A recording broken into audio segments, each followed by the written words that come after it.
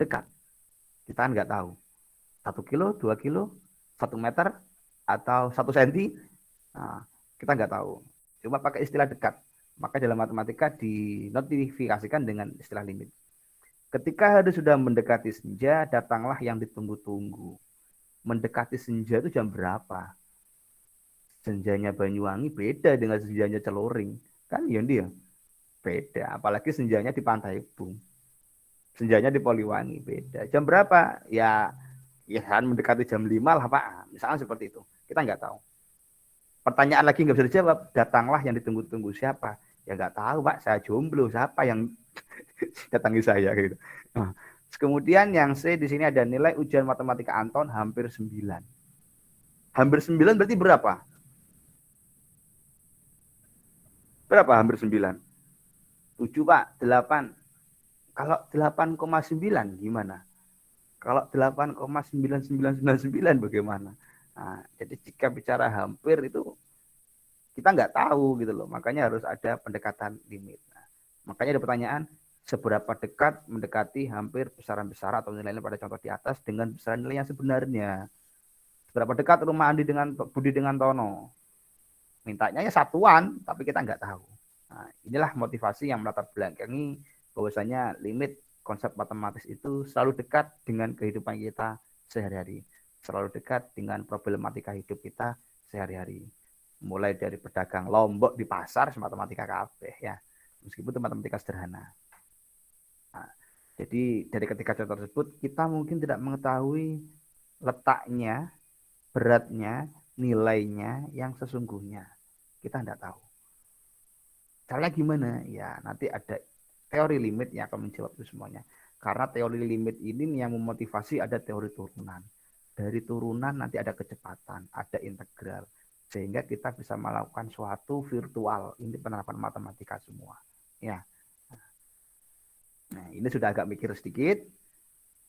Di sini contoh lain terkait pendekatan masalah dibangun di sini. Di situ saya punya lingkaran yang warna biru, kemudian di dalamnya saya isi segitiga, yang sisi kiri, nomor 1. Segitiganya saya naikkan menjadi segi 4. Saya naikkan lagi menjadi segi 6. Saya naikkan lagi menjadi segi 1, 2, 3, 4, 5, 8. Saya naikkan terus sampai N, segi N yang sangat besar nilai N-nya, maka apa yang terjadi?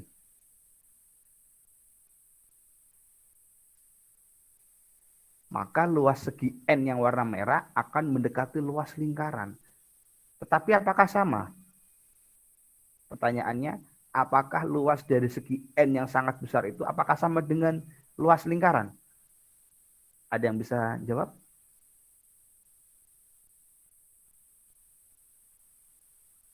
Kira-kira sama enggak? Yang merah kalau misalkan dibuat terus makin besar, yang biru tetap, kira-kira besar yang mana luasnya? Nah, yang pasti karena di sini bilangnya mendekati, ya berarti yang segi N itu tidak akan bisa lebih dari luas lingkaran. Jadi meskipun nanti itu dibuat segi N banyak beraturan, pasti ada ruang-ruang kecil yang nggak terisi di situ. Ya, berarti luas lingkaran akan lebih besar daripada luas segi N. Nah, ini bisa mendekati. Maka dari situlah ada rumus lingkaran yang didapatkan yang kita kenal dengan PR kuadrat, itu berangkatnya dari sini. Berangkatnya dari teori limit. Nah, terus kemudian di sini kita belajar penjumlahan aja wes, penjumlahan sederhana. Nah, Anda perhatikan di sini kita main angka dikit. Setengah tambah 1/4, 3/4. Oke? Ya, nggak ada masalah. Masa mahasiswa hitungan pecahan gini bingung. Nah, nanti di TPHT banyak hitung-hitungan kok. Kan bisa pakai kalkulator. Ya kalkulator bingung Anda pecahan. Setengah tambah 1/4 tambah 1/8 dapat 7/8. Setengah tambah 1/4 tambah 1/8 tambah 1/16 sama dengan 15/16. Pahami polanya. Perhatikan. Saya kasih waktu ya 3 detik lah. Pahami polanya. Yang atas 3/4 kalau 2 suku. Yang kedua 7/8 kalau 3 suku. Kalau 4 suku 15/16. Nah, kalau setengah tambah 1/4 tambah 1/8 tambah 1/16 tambah 1/32 sama dengan 31/32. Pertanyaan saya, perhatikan, jika setengah ditambah 1/4 tambah 1/8 tambah 1/16 tambah 1/32 ditambah 1/64 sama dengan,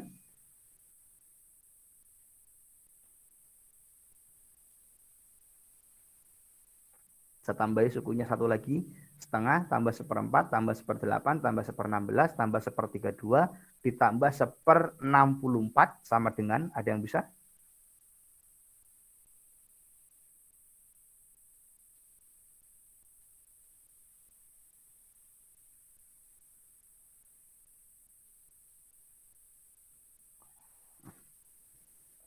Silakan, ada yang bisa?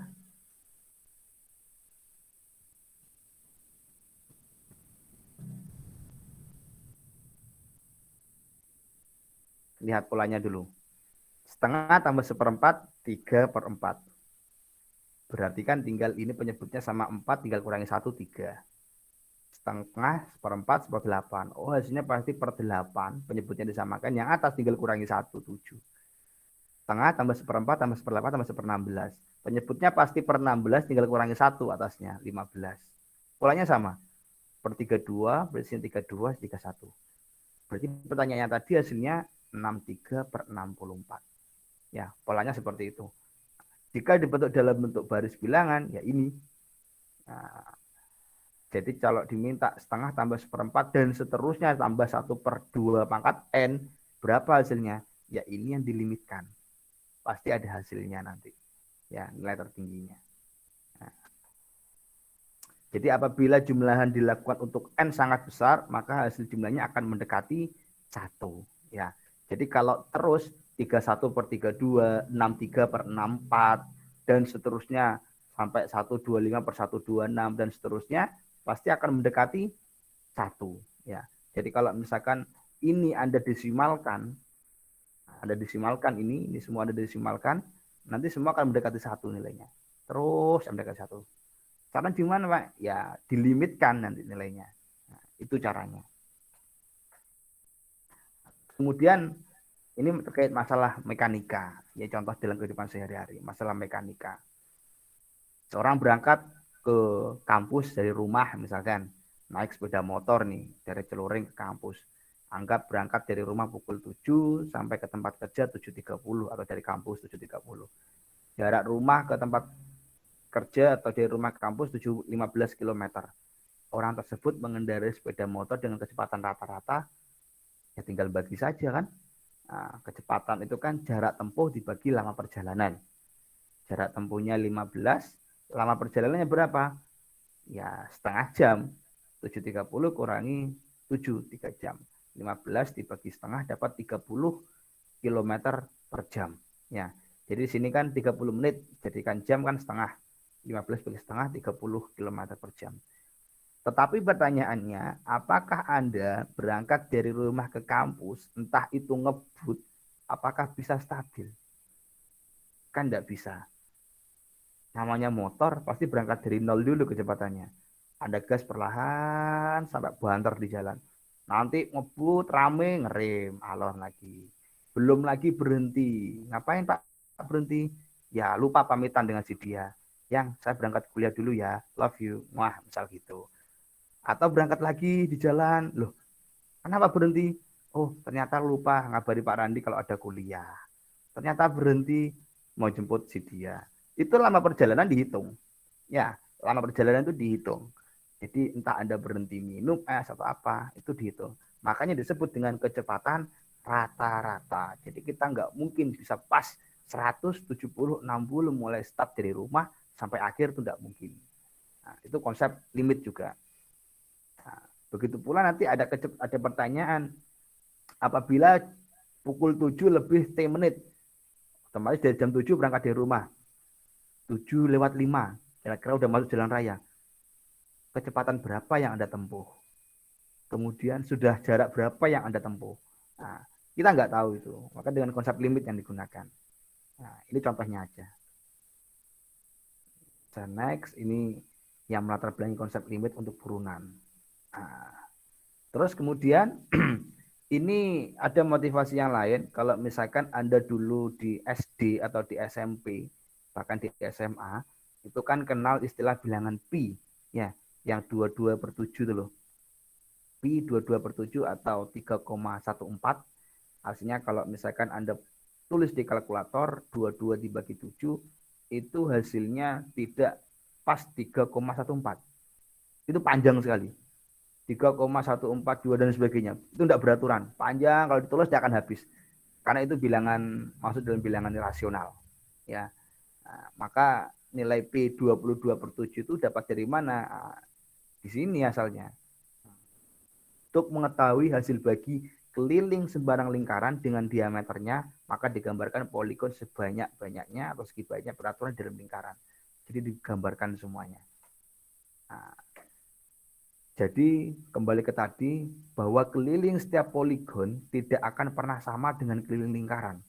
Ya, jadi kalau kita gambarkan poligon yang banyak di dalam lingkaran, sekecil apapun, seberapa banyak sisinya, itu tidak akan kelilingnya tidak akan melebihi lingkaran.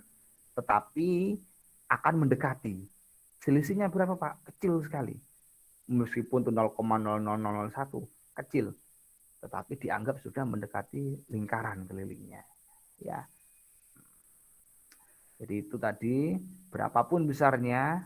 Nah, jadi apabila jumlah sisi poligon terus diperbesar dari 4 sisi, 5 sisi, dan seterusnya, dan kita lakukan pembagian keliling masing-masing poligon dengan diameter lingkaran, kelilingnya segitiga, segi 4, segi 5, segi 6, itu kalau kita bagi dengan diameternya lingkaran, ternyata itu menghasilkan suatu angka yang konstan, yang mana biasa disebut dengan pi. Nah, itu asalnya 22/7 itu seperti itu asalnya. Pembagian antara keliling poligon di dalam lingkaran dengan diameternya. Ya, itu disebut dengan pi. Itu yang digunakan rumus lingkaran pi r kuadrat, 22/7 kali r kali r. Itu asalnya dari sini. Konsep limit juga yang digunakan. Ya, ini saya skip saja. Nah, kemudian ada istilah fungsi. Nah, fungsi ini saya yakin sudah dibahas sebelumnya. Jadi dalam kehidupan sehari itu banyak sekali jumpai keterkaitan hubungan antara satu objek dengan objek lain, dagang dengan pembeli, dan lain sebagainya. Ini fungsi secara matematis. Ini bisa dibaca nanti, kita skip. Nah, jadi secara garis besar fungsi itu pemetaan satu-satu atau relasi satu-satu dari himpunan A ke himpunan B, yang mana himpunan A yang di sisi kiri yang bisa disebut domain itu mempunyai teman tepat satu di daerah kawan atau domain B, yang mana fungsi garis ini yang menunjukkan satu titik nilai di B ini yang disebut dengan ring atau daerah hasil. Nah, nanti ini sudah dibaca sendiri. Rumusnya tinggal dia sama dengan fx gitu aja. Nah, ini apabila berikan suatu fungsi f dengan rumus y sama dengan fx, maka berapa nilai A? Ini contoh sederhana. Nah, contoh ini dilihat. Kita punya limit fungsi diberikan fx sama dengan x plus 1. Ini fungsinya. Ini kita sudah bermain angka. Berapa nilai fx pada saat x sangat dekat dengan 0? Nah, ini kalau tidak limit kita tidak bisa. Jadi kalau misalkan di SMA dulu ada istilah limit x mendekati 0, kan gitu tulisnya ya. Limit x mendekati 0 dari fx plus 1. Tinggal masukkan Pak, selesai. Ya. Tapi ini kita biar tahu ceritanya dulu. Nilai eksak yang menjadi jawaban pertanyaan di atas sulit ditentukan, bahkan tidak mungkin. Karena kita tidak dapat memberikan kepastian nilai x yang dimaksud. Diminta nilai fx pada saat x mendekati 0. Nah, tapi kalau kita cacah, berarti kalau misalkan mendekati 0, ya, kalau mendekati 0, berarti kan lihat fungsinya fx sama dengan x plus 1. Ingat-ingat ya, x plus 1. Nah, x-nya di sini saya isi min 1. Kalau x-nya min 1, berarti kan 0 kan? Ya, min 1 tambah 1, 0. Saat saya isi min 0,55, fx-nya 0,45. Saat saya isi min 0,125, hasilnya 0,875. Min 0,01, 0,99. Saya isi min 0,001, 0,99. Artinya ini saya dekati dari sisi kiri. Ya, kalau koordinat kartesius, tengah itu 0, dari kiri itu berarti min, dari kanan itu positif. Saya coba yang dari kiri dulu. Ternyata mendekati 0,9999. Kalau kita coba mendekati dari sisi kanan, makanya limit nanti ada limit kiri, limit kanan. Kalau kita dekati dari sisi kanan, 1,24, hasilnya kalau 2,24. Nah, ini dua kolom ya. Ini untuk yang sisi kiri, yang sisi negatif. Ini untuk sisi yang kanan, sisi yang positif. Saat saya dekati 1,24, ya tinggal masukkan 1,24 tambah 1, 2,24. 0,997. Tinggal nambah 1 kan, 1,997. Saya dekati terus sampai mendekati 0 kan. Berarti dari 1,24 saya dekati ke 0. 0,0195. 1,0195. Terus sampai saya dekati hampir mendekati 0. 0,01 jadinya 1,0001. Artinya dari dua hasil ini kita bisa narik kesimpulan dua angka ini mendekati berapa? Mendekati 1 kan? Yang sisi kiri di sini kurang sedikit mencapai 1. Kalau sisi yang kanan lebih sedikit ke angka 1. Jadi kalau istilah gaulnya dibulatkan, dua hasil ini akan menghasilkan 1. Artinya apa? Dari tabel di atas dapat dilihat bahwa nilai X semakin dekat dengan 0, maka Fx akan semakin dekat dengan 1. Adalah suatu kebetulan bahwa F0 sama dengan 1. Artinya saat kita isi F-nya di sini 0, 0 tambah 1 hasilnya 1. Karena kebetulan, maka konsep limit ini yang digunakan. Ya, ternyata jika mendekati 0 itu hasilnya 1. Jadi kalau dilimitkan nanti hasilnya 1. Dengan grafik dapat digambarkan sebagai berikut. Ini grafiknya. Kalau tadi didekati dari kiri, ternyata dia hasilnya itu ketemu ke sini. Kalau dekati dari kanan, dia hasilnya ketemu di sini. Hasilnya 1. Nah, ini contohnya. Nah, pertanyaannya kan berapa nilai mendekati ini saat X-nya itu kecil ya tadi. Saat 0, saat berapa? Saat min 1 berapa? Saat 0,5 berapa? Sampai mendekati 0. Nah, di sini berapa? Di sisi negatif, di sisi positif. Ini contoh yang kedua, bisa Anda baca. Nah, sama konsepnya kayak tadi. Nah, ini jika contoh fungsi yang lain, nah, nanti nggak terlalu ribet nanti. Lanjutkan ke sini. Dari contoh 1, 2, 3 tadi, apabila kita perhatikan beberapa hal yang sama, maka limit fx untuk x mendekati 0 sampai dengan 1, misalkan gx mendekati 1 sampai dengan 2, hx mendekati 1 sampai dengan 2. Maka penulisannya, ya ini bicara penulisannya. Lim x mendekati 0 atau limit x mendekati 0 dari fungsi fx itu 1. Ini cuma notasi penulisan. Ya, tinggal limit X mendekati 1, limit X mendekati 0, tinggal diminta soalnya nanti apa. Kemudian di sini definisi dari limit. Ya, fungsi f dikatakan mempunyai limit L untuk X mendekati C ditulis. Jadi limit X mendekati C dari fx sama dengan 0. Artinya apa? Fungsi fx ini mempunyai nilai L jika didekati untuk setiap variabel X mendekati C. Ya, berapa sih nilai fx ini kalau kita dekati nilai X-nya mendekati nilai tertentu, maka harus ada nilainya. Nah, ini syaratnya. Kalau nggak ada nilainya, berarti dia nggak punya limit. Ya, jika untuk nilai X yang sangat dekat dengan C, tetapi X tidak boleh sama dengan C, berakibat fx mendekati L. Jadi X sama C ini nggak boleh sama. Masa X mendekati 0, X-nya 0, ya nggak bisa. Ya di titik itu berarti. Ya, nah, ini definisinya. Kemudian di sini ada sifat-sifat. Ya, sifat-sifat dasar ada 1, 2, 3, 4, 5. Nah, ada 5 sifat nanti yang perlu 3 sih intinya. 3 nanti 3 ini dibagi jadi A, B, C, D, E. Ada beberapa sifat dasar limit yang perlu dipegang untuk pengerjaannya. untuk di awal ya kita harus tahu dulu, tetapi kalau sudah paham ya udah kita langsung bahasanya S3 saja gitu kan ya. Yang pertama di sini ada limit X mendekati C dari K. Ingat K ini konstanta. Yang mana kalau menurut definisi ini harus fungsi fx ada x-nya. Tetapi kalau yang nomor satu di sini nggak ada x-nya, nggak ada fungsi, artinya fungsi konstan. Hasilnya apa? K. Contoh, limit x mendekati 2 dari 9. Hasilnya berapa? Ya 9. Karena nggak ada x-nya, nggak ada perubahan nilai, dia tuh konstan, nggak bisa didekati dari apapun.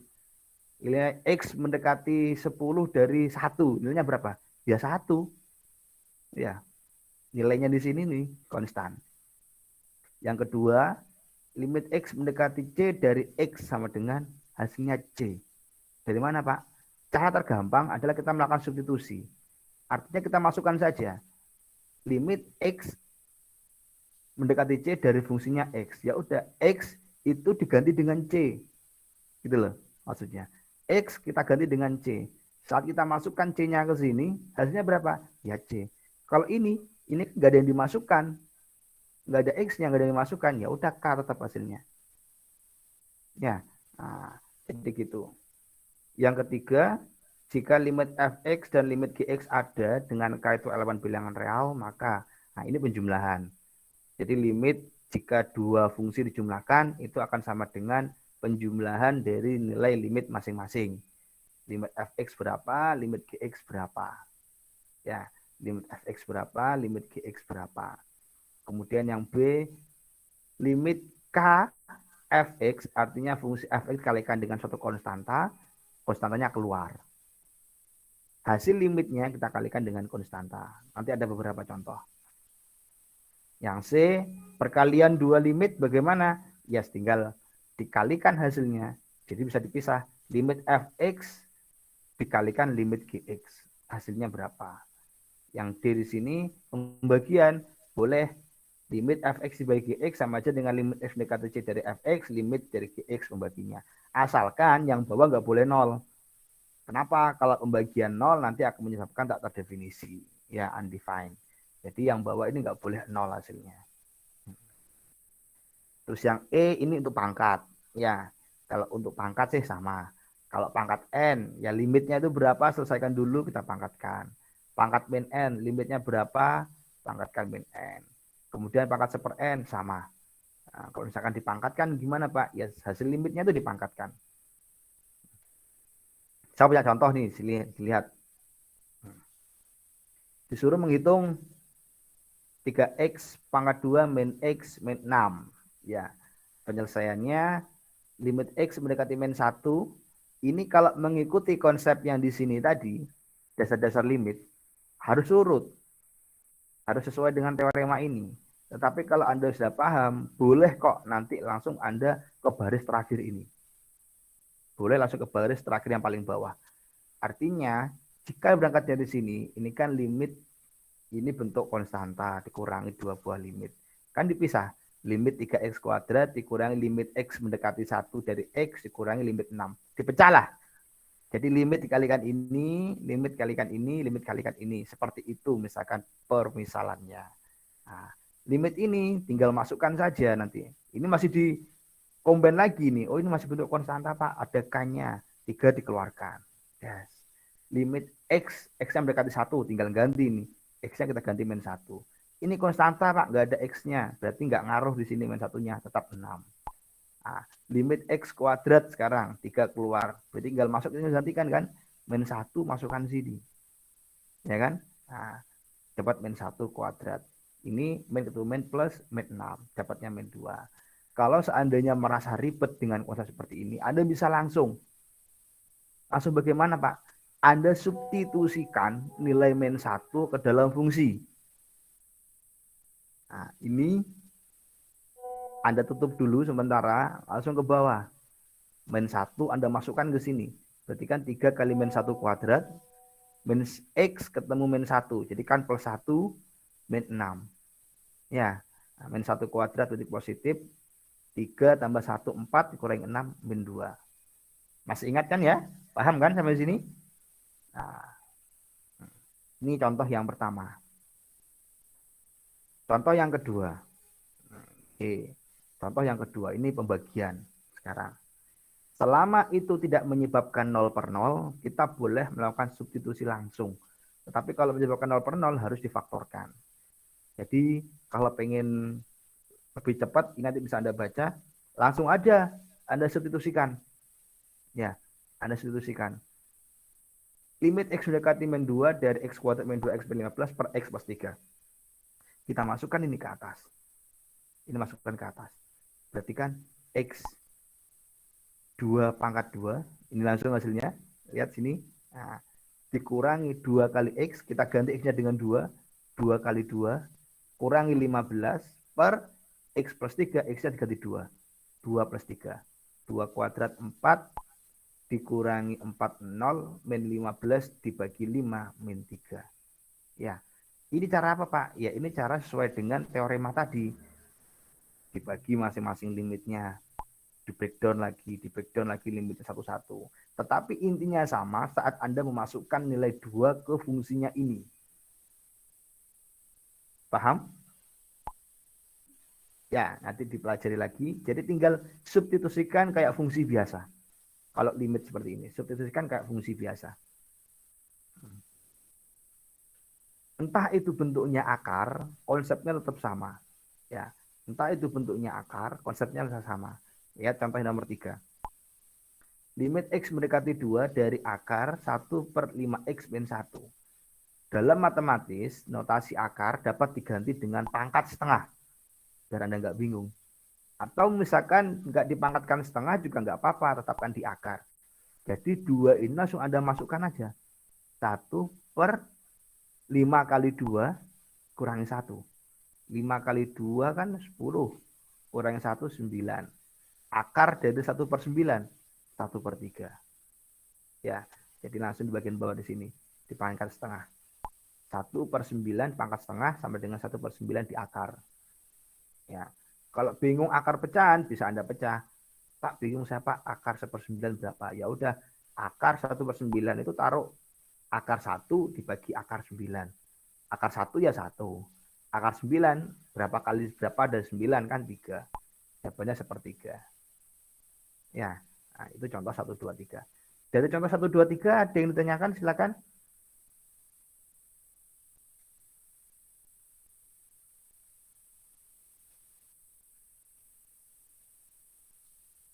Tidak ada masalah ya. Nah, ini contoh yang nomor 4. Ini ada pengecualian. Nah, perhatikan di sini. Kita suruh ngitung limit ini. Coba kita masukkan, Pak. Yang atas. 1 kuadrat dikurangi 3 kali 1 tambah 2. Hasilnya 0. Yang bawah 1 kuadrat kurangi 1, 0. Kalau ini kita tidak bisa. Ini pengecualian. Kalau pembagian itu tiba-tiba Anda masukkan hasilnya 0 per 0, itu maka Anda nggak bisa langsung melakukan itu. Maka perlu dilakukan suatu pemfaktoran. Ya, limit dinyatakan tidak ada. Tetapi harus melakukan pemfaktoran. Yang atas difaktorkan. Nah, nanti pemfaktoran dipelajari lagi di SMP ini. X kuadrat min 3X plus 2 dibagi X kuadrat min 1. Ya, X min 1, X min 2. Yang di bawah, X min 1, X plus 2. Dari mana? Ini faktornya ini. Nanti dibaca lagi cara pemfaktoran.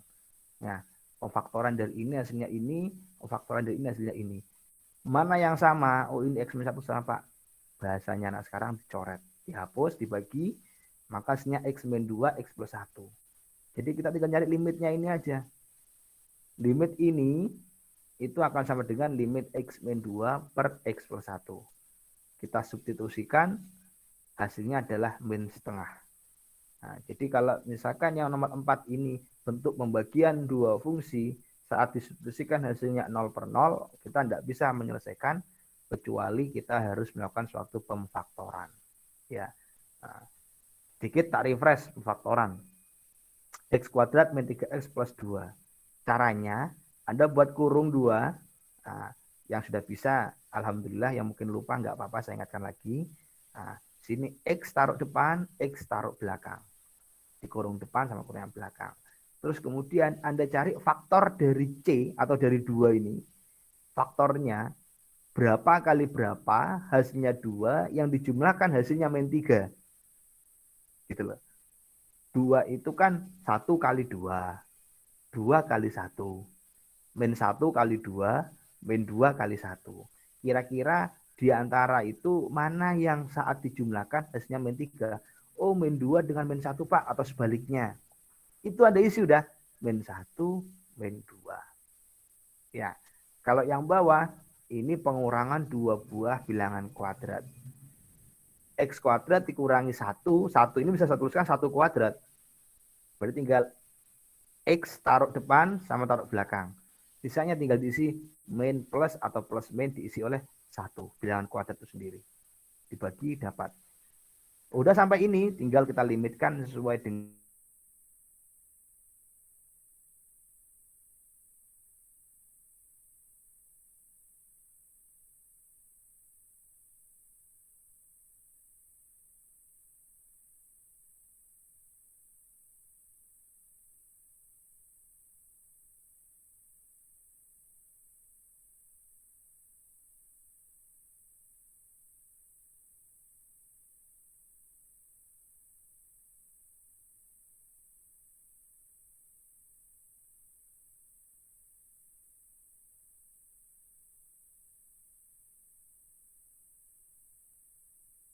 SMA.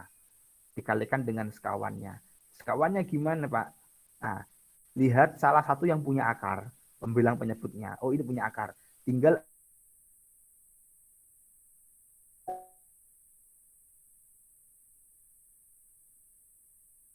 Anda kali-kalikan ini.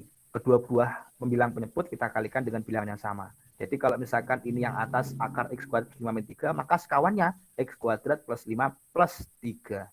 Itu kita kalikan sekawannya. Nah, kita kalikan sekawannya. Kalau ini Anda kalikan satu per satu, nanti akan dapat ini. X kuadrat plus 5 min 9. 5 min 9 akhirnya kan min 4. Ya kan? Min 4, X kuadrat min 4 difaktorkan jadi ini.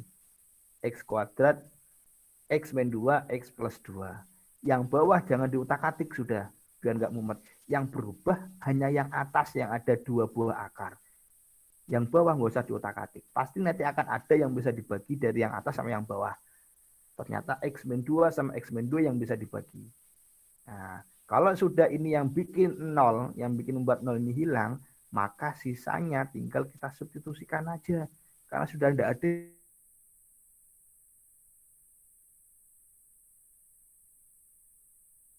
kali 2. Saat kita masukkan hanya 2 per 3.